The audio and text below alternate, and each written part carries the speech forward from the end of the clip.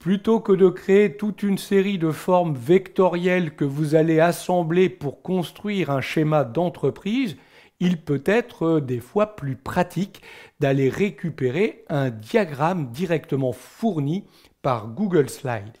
Vous trouvez ces diagrammes dans le menu Insertion, Diagramme.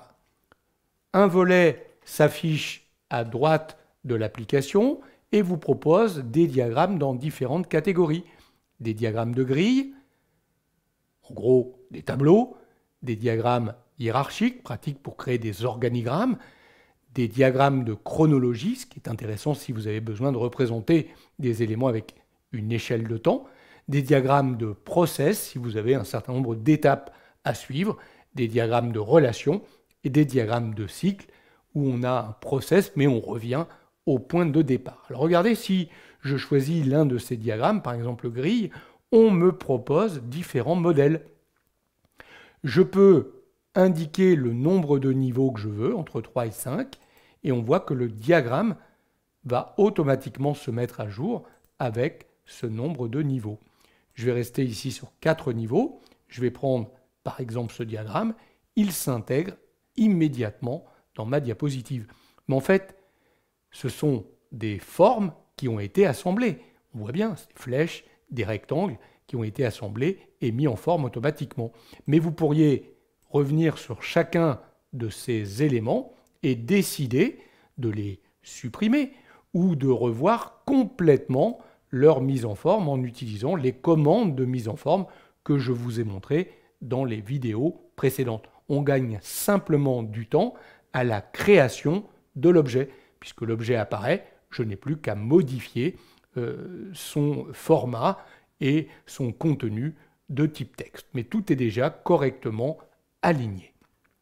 Je vais annuler ce diagramme en grille.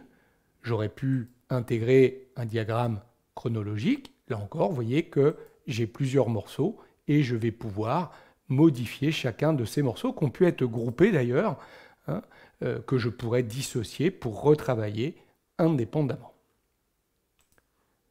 La chronologie parfaite quand on a une échelle de temps. Un process peut être très intéressant d'indiquer les différentes étapes que l'on suit. Alors attention, hein, avant d'insérer le diagramme, si j'ai 5 étapes, je vais lui dire 5 et je vais utiliser le diagramme à 5 étapes. Bien entendu, je pourrais ensuite revenir sur une étape en particulier, changer le texte, changer là encore la couleur et les éléments qui correspondent. Vous avez compris le fonctionnement de ces diagrammes.